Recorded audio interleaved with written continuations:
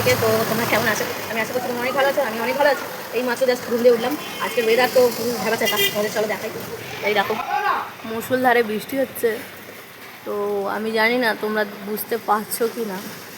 এই দেখো, তো আজকে রবিবার, আর রবিবারের মেনু কী কী হচ্ছে আর কেমন কী করছি সারাদিন, ওটাই তোমাদের সাথে শেয়ার করবো।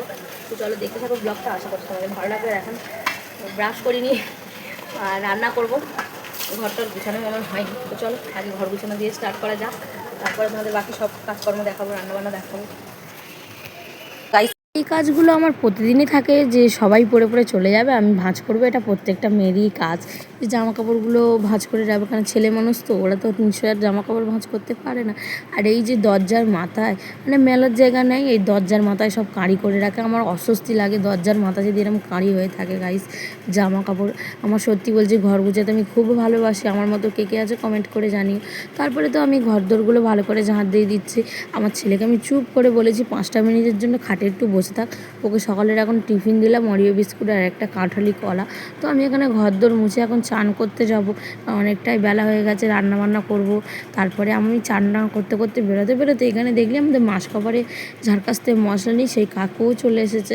তো আমি এখানে সব জায়গায় সব কিছু রেখে দিচ্ছি, কারণ এই কাজগুলো পরে করতে গেলে কুচকাচ কাজ তো মাথাটা পুরো বিরক্তি হয়ে যায়। তো এখানে আমি মাংসগুলো ধুয়ে ভালো করে পরিষ্কার করে নিলাম। ওখানে সবজি টবজিও কেটে নিয়েছি, আমি ভাতও বসে নিয়েছি। আর আজকে না গাইস, মাংসতে আমি একটু লেবু মাখিয়ে রেখেছিলাম। এখানে দেখো আমি পটল চিংড়িটা রান্না করব বলে ভালো করে পটলটাকে ভেজে নিলাম।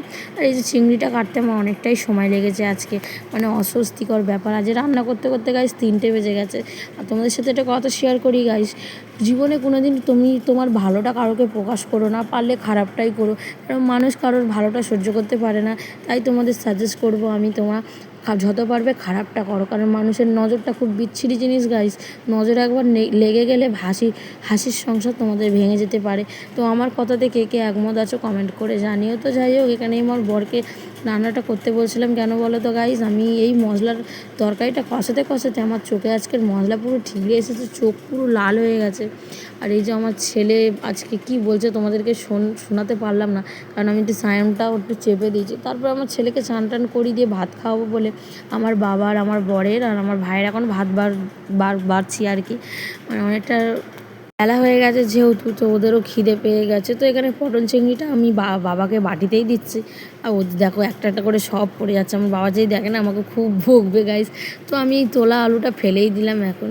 তো এখানে আমি আমার ছেলেকে এখন ভাত খাওয়াবো, ওরাও সব বসে পড়েছে। আমি ওকে না ভাত খাই, আমি খাই না, আমার মতো অনেকেই আছো বাচ্চাকে না খাইয়ে খাও না।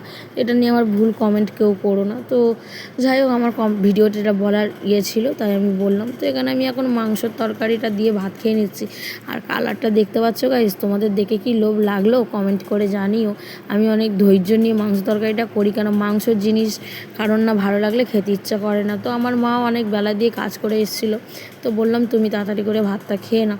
তো আমি এখানে ভাত খেয়ে, আজ রবিবারের বাজার বুঝতেই পারছো, মিষ্টি মিষ্টি খেতে ইচ্ছা করছিলো বলে বাইরে গিয়ে আইসক্রিম কিনে এনেছি। আর কী পরিমাণে বৃষ্টি হচ্ছে, চারদিকে তো জল জমে কাঁড়ি হয়ে গেছে।